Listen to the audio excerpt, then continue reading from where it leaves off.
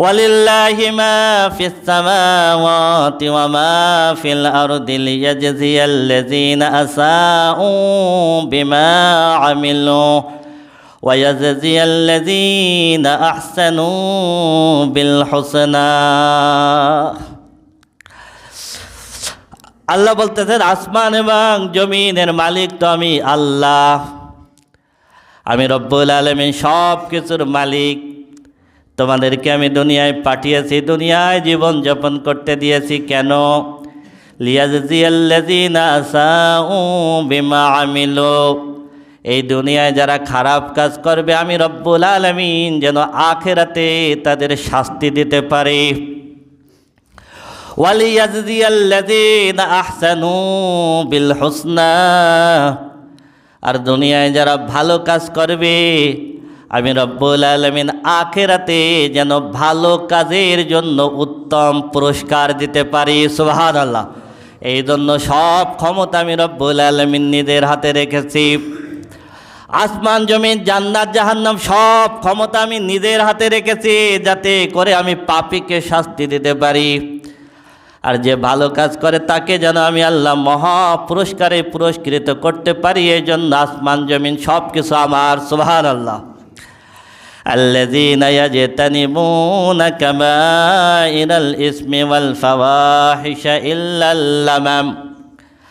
আল্লাহ বলতেছেন, যেই মানুষগুলো কবিরা গুনাহ এবং অশ্লীল কাজ থেকে নিজেকে বাঁচিয়ে রাখে, ইল্লাল লামাম, নিজের অজান্তে ছোট ছোট সগীরা গুনাহ করে ফেলে। তার মানে আল্লাহ বলতেছেন যে কবিরা গুনাহ থেকে নিজেকে বাঁচাই রাখে, অশ্লীল কাজ থেকে নিজেকে বাঁচাই রাখে, কিন্তু নিজের অজান্তে কিছু সগীরা গুনাহ করে ফেলে। ইন্না রাব্বাকা ওয়াসিউল মাগফিরাহ, আপনার রবের ক্ষমা প্রশস্ত। আল্লাহ রব্বুল আলামিন তার সগীরা গুনাহগুলো মাফ করে দেবেন। সুবহানাল্লাহ। হুয়া আ'লামু বিকুম ইযা আনশাআকুম মিনাল আরদি ওয়া ইযা আনতুম আজিন্নাতুম ফি বুতুনি উম্মাহাতিকুম। তোমাদের রব তোমাদের ব্যাপারে সবথেকে বেশি জানেন। যখন তিনি কাদা মাটি থেকে তোমাদেরকে সৃষ্টি করেছেন তখন থেকেই তোমার ব্যাপারে তিনি সব জানেন। সুবহানাল্লাহ।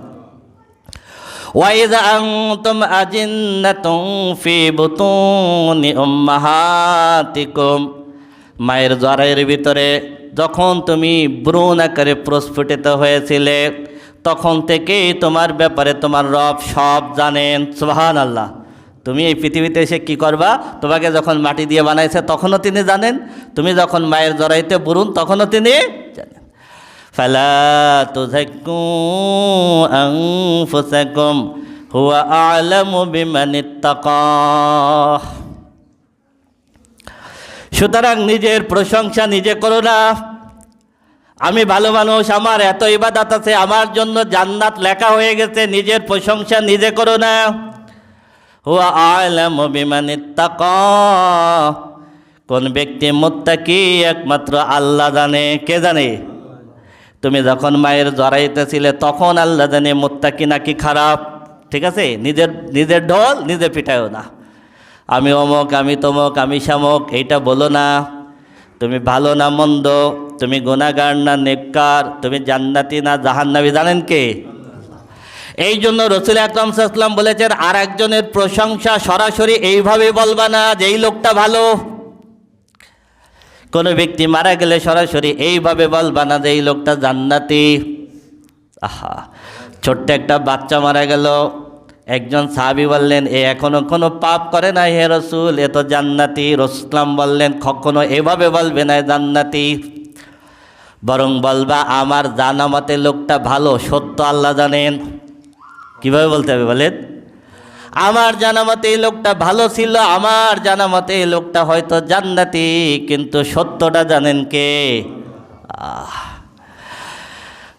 আফারাআইতাল্লাযী তাওয়াল্লা ওয়া আ'তা কালিলান ওয়া আকদা।